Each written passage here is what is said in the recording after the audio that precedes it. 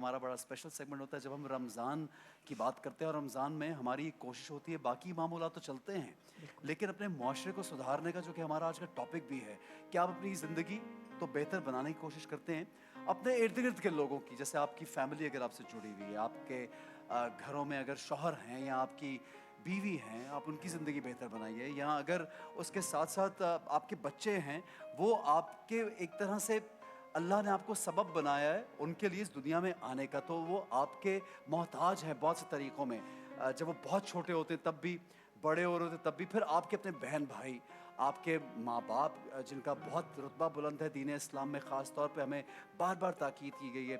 उसके साथ हमसायों का जो है वो भी हमें हुक्म दिया गया है। फिर आपके मोहल्लेदार, फिर आपके शहर के लोग, आपके मुल्क के लोग, आपके माशरे के लोग, क्योंकि हर तरह से पूरा माशरा जो है अल्लाह ताला ने मेरी और आपकी आजमाइश के लिए भी बहुत सी चीज़ें रखी हैं कि अगर आपको ज़्यादा दिया गया है तो जो अंडर प्रिविलेज्ड हैं या जिनको आपकी ज़रूरत है, कहीं आप उनको इग्नोर करके मुआशरे में डिसबैलेंस कायम तो नहीं कर रहे। मेरा आपका कसूर तो नहीं है कि भाई इतना जो डिसबैलेंस है कि एक के पास बहुत ज़्यादा है, एक के पास बिल्कुल नहीं है, तो कुछ आपने रोक के तो नहीं रखा। ज़कात का भी यही सिस्टम है, इसलिए हमें हुक्म दिए गए। तो जनाब हमारा ये सेगमेंट है नेकी कमाने का, मुआशरे की बेहतरी का। हमारी बहुत एक प्यारी बहन है, उन्होंने हमें ज्वाइन किया है। मैंने एक बात ज़रूर यहाँ पे जी कहनी है, क्योंकि हम लोग बड़ा कन्वीनियंटली ये कह देते हैं। आपने बड़ी खूबसूरत बात की कि जो मुस्तहिक है उसकी आजमाइश ये है कि वो बर्दाश्त करे जी और वो सब्र करे और वो शुक्र करे। तो जिसको अल्लाह ताला ने इतने सब कुछ से नवाजा है, उसकी आजमाइश क्या है? वो कहते हैं ना, पैसा खर्च करने के लिए भी जिगरा चाहिए होता है। बिल्कुल बिल्कुल। तो वो जिगरा अपने अंदर पैदा करे और लोगों पे पैसे खर्च करने शुरू करे। अल्लाह मियाँ ने ज़रूर 2.5% ज़कात का जी हाँ जी एक हाँ। डिसाइडेड है, लेकिन वो मिनिमम है। 2.5% कम से कम आपने देना है। मिनिमम आप बिल्कुल उसके सही। ऊपर जितना मर्जी दे दें। हम 2.5% भी नाप तोल के देते हैं। बिल्कुल तो सही। जब रब ने आपको नाप तोल के देना शुरू किया ना, तब आप लोगों ने सही तौबा करनी है। तो बेहतर है कि उस स्टेज पे आपको पहुंचाया ही ना जाए, बिल्कुल अपने आप को सही, खुद ना बिल्कुल। पहुंचाएं। और ये बड़ी अच्छी बात है जोगर आपने कहा कि इसकी तो कोई वो, कहा यह जाता है कि शेख सादी का एक कॉल याद आता है कि मैंने कोई ऐसा शख्स गरीब होते हुए नहीं देखा जो अल्लाह की राह में खर्च करता हो। बेशक। तो अल्लाह जो है उसको कर्जा या हसना देना हम सब पे लाजिम है। जनाब एक वीडियो जो पीटीवी वाले, बहुत मेहनत, हमारी टीम बहुत मेहनत करती है, हर रोज़ निकलती है ये वीडियोस कंपाइल करने के लिए। राना तारिफ पहलवान। राना राना साहब हैं, तो मैं चाहूँगा कि ये वीडियो हम पहले देखते हैं, फिर जब वापस आएंगे तो हमारी बहन यहाँ मौजूद है, उनसे भी बात करेंगे। जी दिखाइए।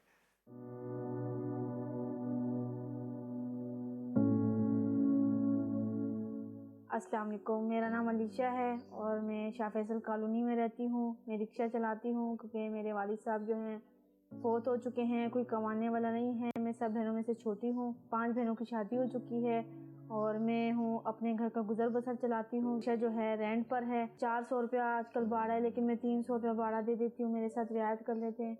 महंगाई इतनी है कि घर का गुजारा बहुत मुश्किल से होता है। मेरी अम्मी जो हैं बीमार रहती हैं, मुझे बहुत मुश्किल का सामना करना पड़ता है। आज जिस तरीके से हालात हैं और लड़कियों का बाहर जाना निकलना बहुत मुश्किल से फेस करना पड़ता है। घर को चलाने के लिए मेहनत मजदूरी करती हूँ कि अपने घर का गुजर बसर चला सकूँ। सबसे दरख्वास्त करती हूँ कि मेरी मदद की जाए।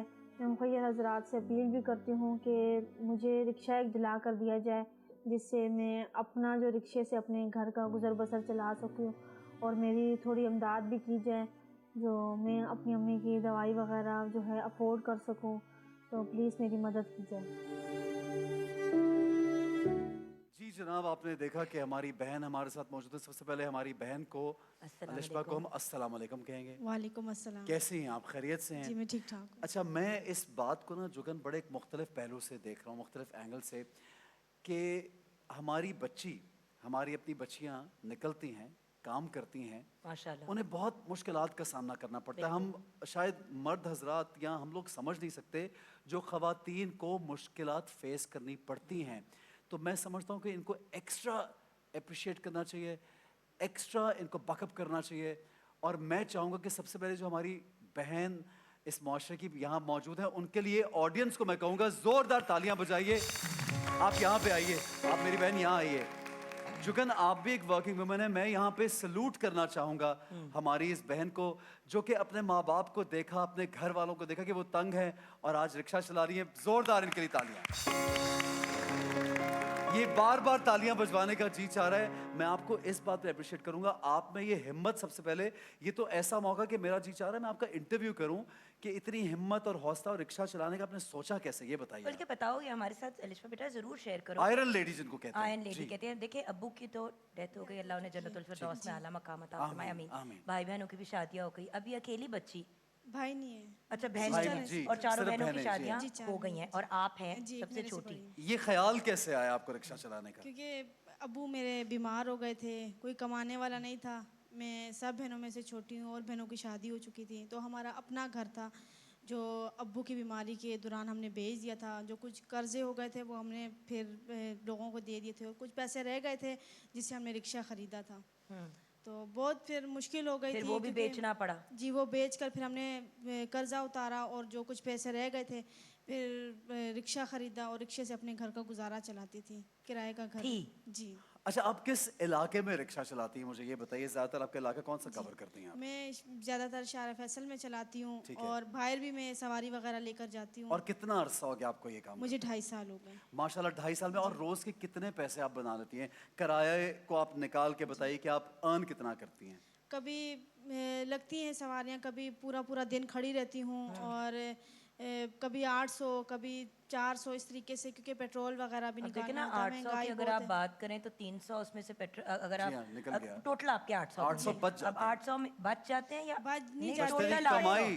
300 आप उसमें से रेंट निकालें डेली का, जी, बिल्कुल। और चले आप 200 रुपए पेट्रोल निकाल दें just to be महीने on का the safe। मुश्किल से 15,000 भी नहीं बनता वो महीने भी का। नहीं। वो भी नहीं वो बनता। भी क्योंकि रिक्शा कहीं ख़राब हो जाता है या पंचर हो जाता है तो फिर मुश्किल से सर्विस भी करवाती हूँ। आपके ज़िम्मे है जी, उसकी। सर्विस भी बिल्कुल। अच्छा, आप दूसरी खवातीन को सजेस्ट करेंगी कि वो भी बाहर निकलें? अगर मजबूरी है तो सिर्फ इंतज़ार ना करें, काम करें। आप कहेंगी क्या जी कहना बिल्कुल, चाहेंगी? माँ बाप का सहारा होना चाहिए, क्योंकि बेटियाँ बेटा बन के दिखाती हैं। और मेरे अब्बू को बहुत फ़ख्र था कि ये मेरी बेटी नहीं, मेरा बेटा है, और मैंने बेटा बन के दिखाया और अपने घर का गुजारा चलाती रही इस रिक्शे से। क्या बात है। क्या बात है, क्या बात है, क्या बात है। अच्छा, एक सवाल मैं चाहूँगा, हम सैलानी जो है ट्रस्ट वाले उनको भी शामिल हम करेंगे, क्योंकि पीटीवी के इस प्लेटफॉर्म से जब भी हम उनको याद करते हैं, कोई भी हमें काम होता है हम उनको ज़रूर बुलाते हैं। लेकिन एक सवाल आपसे ये करना चाहूँगा, आपको कितनी मुश्किल पेश आई मुआशरे में जब एक खातून, ये एक अभी रिसेंटली ये सिलसिला शुरू हुआ, मैंने बहुत सी खवातीन देखी हैं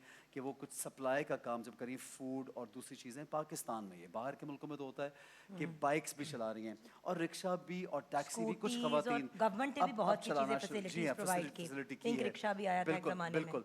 तो आपको क्या मुश्किलात को फेस करना पड़ा, ज़रा थोड़ा वो बताइएगा हमें। जी बिल्कुल, जब शुरू शुरू में मेरे वालिद साहब मेरे साथ बैठते थे, जी जी, वालिद बोले। साहब मेरे साथ बैठते थे, तो मुझे मुश्किल का सामना करना पड़ता था। और जब उनका इंतकाल हो गया तो मैं बिल्कुल ही अकेली रिक्शा चलाना शुरू कर दिया, क्योंकि कोई भी नहीं था। फिर अब्बू फोत हो गए चुके थे, फिर मैं अकेली रिक्शा चलाकर अपने घर का गुजारा चलाती थी।